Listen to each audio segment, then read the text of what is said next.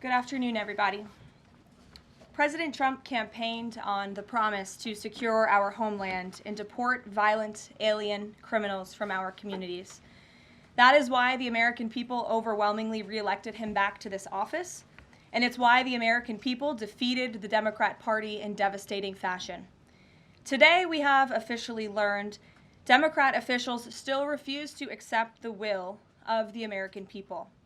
Maryland Democrat Senator Chris Van Hollen rushed to Dulles Airport this morning to fly to El Salvador, potentially using taxpayer dollars, to demand the release of deported, illegal, alien MS-13 terrorists. The Democrats and the media in this room have continually and wrongly labeled Kilmar Abrego Garcia as a Maryland father.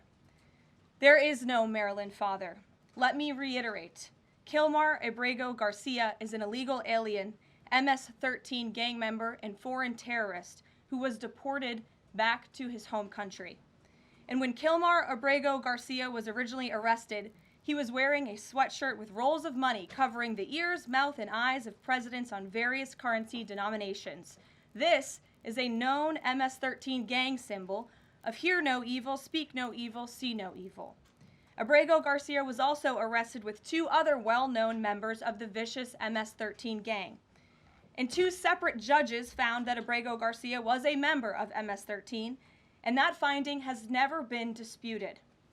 And just this morning, it was revealed through Maryland court documents that Abrego Garcia's wife petitioned for an order of protection against him for two instances of domestic violence in May of 2021. And here is the order right here. The court ordered that the respondent committed the following acts of abuse. Once in May of 2021, assault in any degree. And on May 4th of 2021, he punched and scratched his wife, ripped off her shirt, and grabbed and bruised her. This is from a court in Maryland. So not only are Democrats rushing to defend an illegal criminal foreign terrorist gang member, but also an apparent woman beater. To set all of that aside, the basic fact that he was illegally inside our country and had a lawful deportation order made him subject to removal back to his home country of El Salvador. And if he ever ends up back in the United States, he would immediately be deported again. Nothing will change the fact that Abrego Garcia will never be a Maryland father. He will never live in the United States of America again.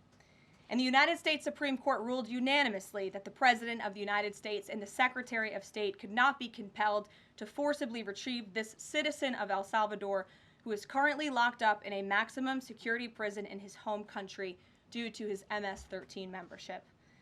To remind the media and the Democrat Party, MS-13 are among the most vicious and dangerous individuals in this world.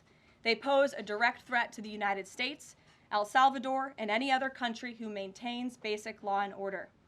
MS-13 rapes innocent girls and women, runs sex trafficking operations, murders for sport, and terrorizes law-abiding people. That's why El Salvador President Bukele made it clear this week that he will not be releasing this MS-13 gang member from his prison. But that is not enough. All of that is not enough to stop the Democrat Party from their lies. The number one issue they are focused on right now is bringing back this illegal alien terrorist to America. But where are the Democrats applauding the fact that southern border crossings just hit a historic low? Where are the Democrats supporting our brave men and women of law enforcement who are putting their lives on the line every single day to arrest the violent illegal alien invaders that the previous administration allowed into our country? And where are the Democrats when innocent Americans are victimized by illegal criminals that Joe Biden let in? It's appalling and sad that Senator Van Hollen and the Democrats applauding his trip to El Salvador today are incapable of having any shred of common sense or empathy for their own constituents and our citizens. Nobody knows this more than the woman standing to my right, Patty Morin, whose beautiful daughter Rachel was brutally maimed and murdered at the hands of an illegal alien in August of 2023. Patty no longer has her daughter because of the failed Democrat Party's open border, and these are policies that President Trump is bringing an end to. Patty should not have to be here today, but she is, and we are grateful and we are honored for her willingness and her request to share her powerful story with the world. Thank you, Patty, for being here. Thank you. A lot of you don't know the whole story about Rachel and about the crime that was committed against her. Even us, her family, we didn't know all the details. They kept most of it close to their chest, the detectives, because they didn't want to do anything to hurt the case. They wanted to keep the integrity of the case, so they kept everything close. I sat for the last 2 weeks in her trial, and we saw layer upon layer upon layer of evidence against the accused, an illegal immigrant from El Salvador. And the things that we thought, well, maybe this might have happened, we didn't know. But when we were at the trial, we got all the puzzle pieces. And I want to share some of those things with you. You know that Rachel's a 37-year-old mother. She has 5 children. We've walked the trail for the last 25 years that we've lived in Maryland. It's a safe place for our family. It's where we go to get a little bit of New England, because that's where we're from, New England. When she went on that trail that day, she was not planning on dying. She wasn't planning on walking to her death. She was planning on going to the grocery store with her girls afterwards. Victor Martinez, he waited for her. He waited for her to come closer. He saw her. He saw that there was nobody around. He attacked her. He dragged her 150 feet, blood gushing from her head.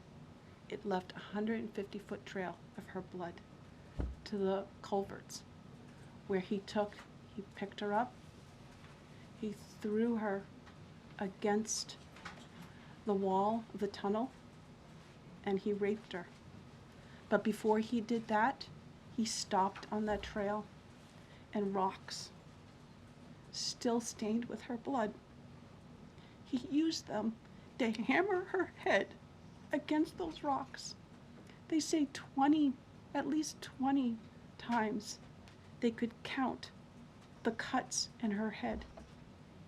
They said that when they did the autopsy, and I've seen the pictures, there's a 6-inch square in the back of her head where the skull is shattered the way that you would crush an eggshell in pieces. 3/4 of her brain hemorrhaged. Her right and left side of her face bashed in. Her beautiful face bashed in. Her head bashed in. Broken bones, fractures. He takes and he drags her some more. He drags her through the thorn bushes. She has all the scrapes and cuts on her body. There wasn't 1 inch of her body that didn't have some kind of injury, whether it's bruising, broken bones, contusions, the scratches. She had a fractured rib, fractured nose, fractured skull. And then he takes her into the tunnel, and he picks her up. He throws her against the wall. Blood is gushing from her head. Her hair is soaked in blood. And they showed us pictures of her body against the wall, outlined. The blood outlined her body. And you could see where the blood ran down around her as he was raping her. And then he threw her down and raped her some more. And then he strangled her because he didn't want her to be able to live to tell the story. They said that when they did the autopsy on her neck, that one of the things they do is they open up the neck and they look to see how far the injury is. And they went all the way down as far as an injury is possible, hemorrhaging in the muscles, because of how strong and violent the group was around her. These are the kind of people that have no compulsion. Like, to them, this is nothing. And when he was sitting in the courtroom, he actually looked like he thought he was going to be set free. There was no remorse on his face at all. This person took my daughter so violently and so gruesomely and so graphically that they sealed the pictures, because I don't want my granddaughters to see these pictures. These are the kind of criminals President Trump wants to remove from our country. These are the kind of criminals that we need to remove from our country. We are American citizens. Why should we allow people like this, violent criminals that have no conscience at all, to murder our mothers, our sisters, our daughters? I don't understand why there's even any kind of problem with this. And it's not that it's political, like the left or the right, although I understand different parties have used it in the past. But we have to look at it as we are American citizens. We need to protect our families, our borders, our children. I don't care about politics. Well, I do, but I want to preserve life. And that's the only reason why I have taken and spoken about Rachel all this time. If you're a mother here in the room, can you imagine standing there alive? You're alive, and someone comes and puts their hands into your chest and rips out your heart? That's what it feels like. It feels like a part of you is being ripped out of you. You can't even describe the pain. Just like you can't describe to your husband what it feels like to carry a baby in your womb, or to feel those first kicks, or to know just intuitively if it's a boy or a girl. It's only a thing that a mother knows. Why are we not protecting the American citizens? It's just common sense. Why are we not protecting our children?